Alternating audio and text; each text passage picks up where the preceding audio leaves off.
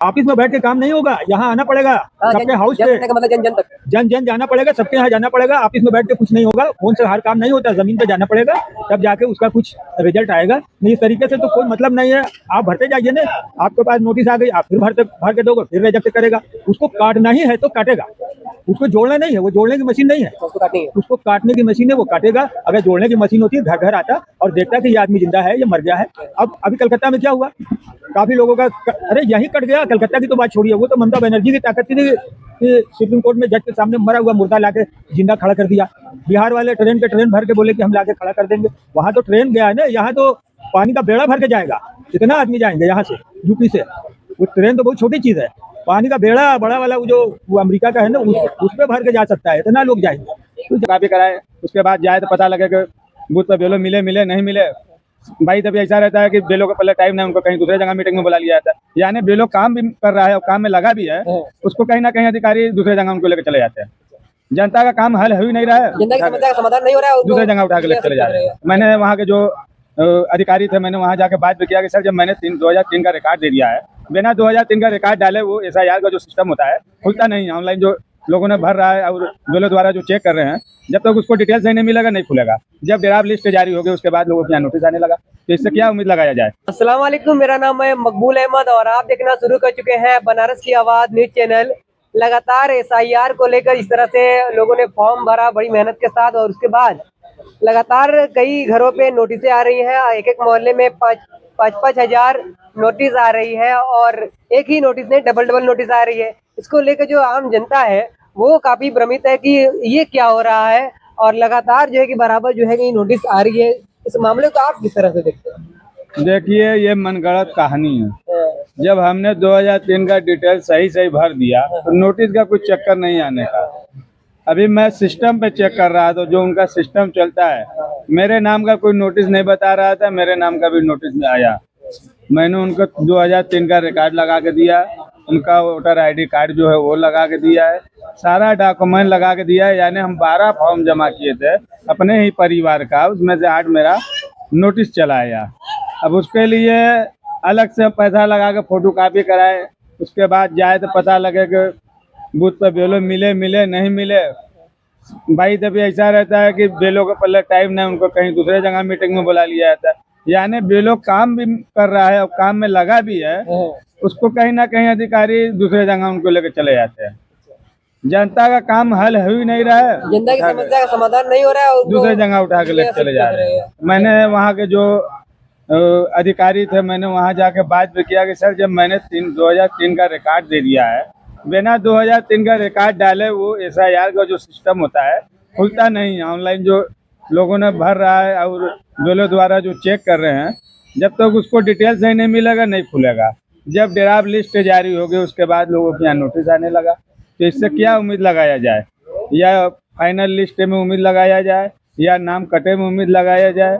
इस तरीके का जो व्यवहार हो रहा है, समझ लीजिए चाहे सत्ता पक्ष के लोग के कहने पर हो रहा है, चाहे विभाग के द्वारा जो मीम के नाम पर काटा जाता है वोट, हो सकता है उससे लोगों को प्रताड़ित किया जा रहा है। लगातार जो है कि ऐसी जो है खबरें बहुत ज्यादा आ रही है कि लगातार जो है कि पार्षद साहब लगातार लोगों का नाम जो है सही फॉर्म भरने के बाद भी उनके यहाँ नोटिस आ रही है।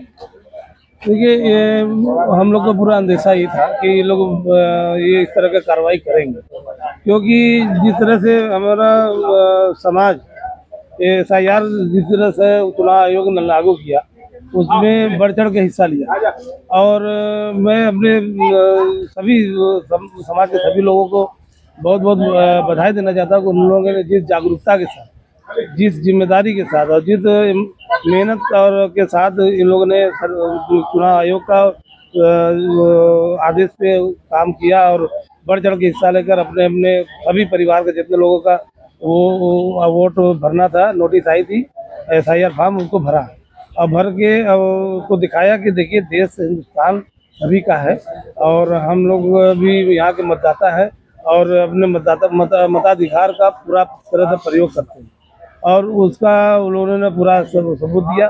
अब जो है जैसा कि आपने बताया कि नोटिस अब भरने के बाद SIR प्रक्रिया के बाद अब नोटिसें आ रही हैं, बहुत ज़्यादा नोटिस आ रही हैं, और हम लोग हैं देख रहे हैं, भर रहे हैं फार्म, जनता परेशान है, उसके ऊपर कोई इस तरह का ID नहीं है कि दे सके, तो उसमें तमाम 13 तरह के आईडी सरकार ने उसमें चयनित किए हैं।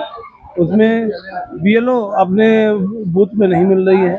बीएलओ को जाते पर जनता परेशान है कि फार्म अगर फार्म जिसका नया एसआईआर में नहीं है, जिसको फार्म 6 भरना हो, फार्म 6 जमा करने के लिए वहाँ बीएलओ उपलब्ध नहीं है, सुपरवाइजर नहीं है। तो आज बड़ी ज़्यादा उसमें लापरवाही होना शुरू हो गई है और जनता परेशान है। नोटिसें आ रही हैं, किसी को नोटिस, अभी भी मैं पोलिंग बूथ पे गया था तो तमाम वहाँ पे बंडल के बंडल नोटिसें पड़ी हुई हैं। तो ये लोग पता नहीं कब तक देंगे और उस पर से तरह तरह का इल्ज़ाम लगाया जा रहा है एक खास विशेष वर्ग पे कि 9,000 वोट उसमें फर्जी पाए गए। तो भैया सब करने वाले तो सरकार के ही लोग हैं। सरकार ने चुनाव आयोग ने ही तो पूरा फॉर्म दिया, जमा करने वाले भी वही है, बीएलओ भी वही है। तो ये एक वर्ग कैसे, उसकी क्या गलती हो गई? और उसमें नाम दिया जाता है वोट जिहाद का, जिहाद मतलब जिहाद।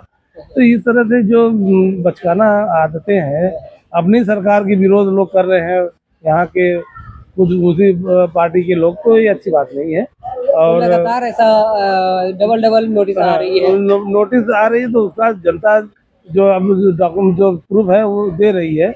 और लेकिन इसमें हम आपके चैनल के माध्यम से माननीय जिलाधिकारी महोदय से कहेंगे कि जितने बीएलओ जिस तरह से एसआईआर प्रक्रिया जब से लागू हुई उस तरह से पूरा जगह जगह जाके फॉर्म बांटा गया, उस तरह इसको भी नोटिस को जगह जगह बांटा जाए, उसको लेके तुरंत उसको निस्तारण किया जाए ताकि उनको जनता के अंदर जो भय और डर और घबराहट का माहौल है कि नोटिसें आ रही हैं और हमारा वोट रहेगा कि नहीं रहेगा।